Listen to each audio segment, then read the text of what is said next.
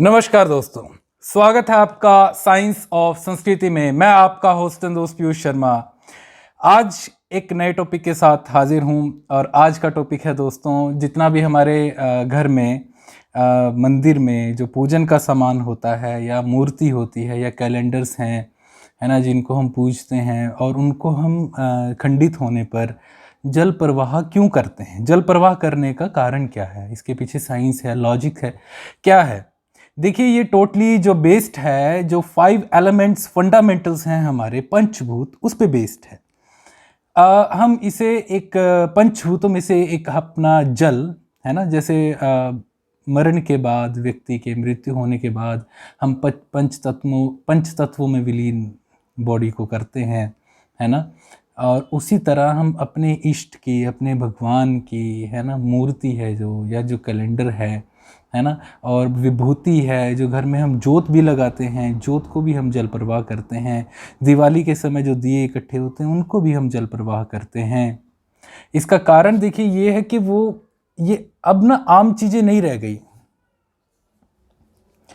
एक कैलेंडर, एक simple calendar है, एक कैलेंडर वो जिसपे भगवान की मूर्ति है या भगवान प्रिंटेड है उस पर।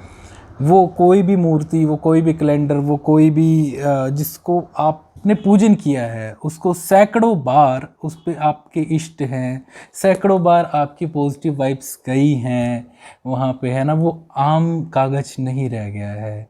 तो उसे बजाय इसके कि हम कूड़े करकट में फेंकें, उसको ज़रूरी हो जाता है कि हम, वो एक आम कागज नहीं है, उसके अंदर आपकी बहुत सारी पॉजिटिव वाइब्स गई हुई है, उसमें ताकत है दोस्तों, ठीक है। तो इस वजह से हम उसे, बजाय इसके कि हम उसे कूड़े करकट में फेंके, हम जल प्रवाह करने का जो कारण है ना, वो समझने की ज़रूरत है। और उसका कारण क्या है, कहाँ से चला, कि ये हमारे इष्ट हैं, ये हमारे भगवान हैं, इनको हम ऐसे कूड़े में नहीं डाल सकते हैं। आज के समय को देखते हुए, आज के समय को ध्यान में रखते हुए, जिस तरह हम जानते हैं जल पोल्यूशन बहुत ज़्यादा हो चुका है, नदियां हमारी दूषित हो चुकी हैं, और अभी भी हम लगातार ये मान्यता रखते हुए, ये धारणा रखते हुए कि ये हमारे इष्ट हैं, ये सदियों से हम कर रहे हैं, इस सामान को, जो घर का पूजन का सामान है, इसे हम कहीं और नहीं कर सकते, इसे जल में ही बहाना है। मैं आपको एक रास्ता और बताता हूँ। इसमें आप क्या कर सकते हैं, जितना भी वो सामान इकट्ठा हो रहा है, उस सारे सामान को आप क्या कीजिए, एक हवन कुंड या एक ऐसा बर्तन लीजिए जो हवन कुंड के समान हो, उसमें उसको अग्नि में प्रवाह कर दीजिए, ठीक है। वो जितनी भी राख बचेगी जलने के बाद, उस राख को आप मिट्टी में दफना सकते हैं। बहुत सारे लोग जो नदी किनारे से दूर रहते हैं, जहाँ पे जल प्रवाह करना संभव नहीं होता है, वो लोग भी इस तरह से कर सकते हैं, राइट। अब रही दोस्तों टॉपिक के बारे में बात, ठीक है, शॉर्ट में बात करते हैं, हम लोग ज़्यादा लंबा नहीं खींचते टॉपिक को।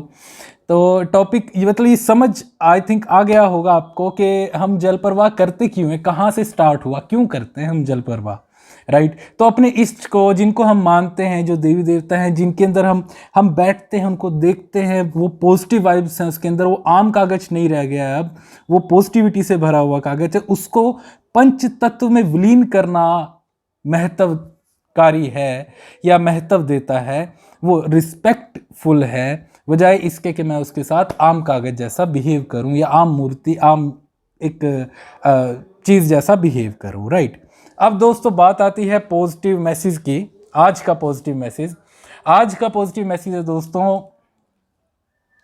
एकला चलो, एकला चलो, एकला चलो रे। हम सभी जानते हैं एक गाना है पर गाने के साथ साथ ये बहुत बहुत जबरदस्त मैसेज है, बहुत जबरदस्त। देखिए दोस्तों, इस बात को मान लीजिए, सच में ग्रहण कर लीजिए अंदर से, कि हम अकेले ही आए हैं, अकेले ही जाना है।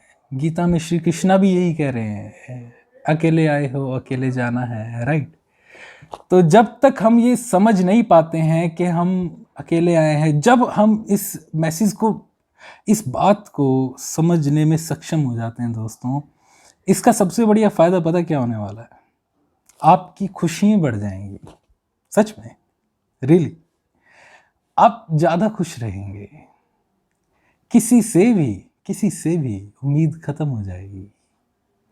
यहाँ पे, यहाँ इस धरती पे आप मैं हैं, है ना, हम सभी किसी खास मकसद से हैं, राइट। और अब ये खोजना मेरा खुद का काम है, मैं क्यों हूँ यहाँ।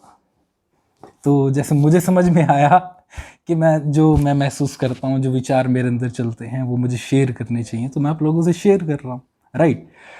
और यही कहना चाहता हूँ दोस्तों कि आपके अंदर की जो आग है, आपको किसी से उम्मीद नहीं रह जाएगी जब आप समझ पाएंगे कि मैं अकेला आया हूं, अकेला ही जाना है, ये सारा सफर मेरा है, हर चीज का जिम्मेवार मैं हूं। मेरे साथ जो भी हो रहा है यहां पे इस धरती पे, अच्छा बुरा भला, मुझे रिस्पेक्ट मिलती है तो अपनी वजह से, मुझे गालियां मिलती हैं तो अपनी वजह से, है ना। और जो भी कुछ है उस हर चीज का जिम्मेवार मैं हूं। जब मैं इस चीज में आ जाता हूं, एक तो मैं खुश रहने लगता हूं, है ना। उससे क्या होता है कि जो बुरा भी होता है ना, उसमें एटलीस्ट मैं समझ पाता हूँ कि हाँ मेरे से ही हुई ये गलती।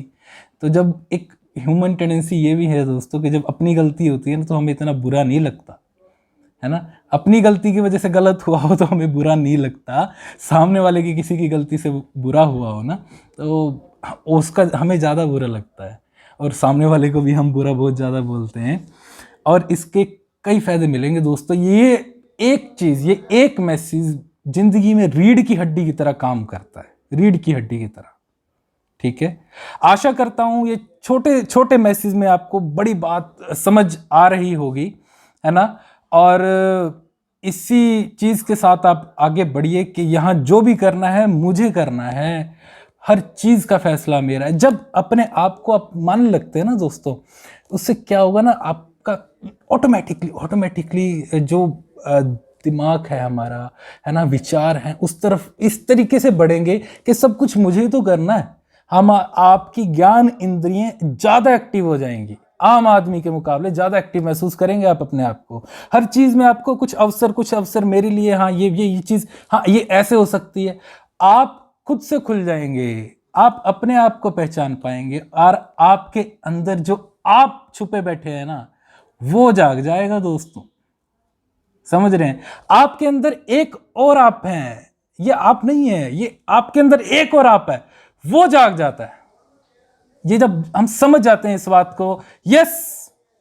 और बस ज्यादा बातें ना करते यही कहना चाहूंगा, आगे बढ़िए, एकला चलो एकला चलो एकला चलो रे, और आगे बढ़िए और कहिए yes I can do it, yes I can do it. आज के लिए इतना ही, सब्सक्राइब जरूर कीजिएगा। नमस्कार।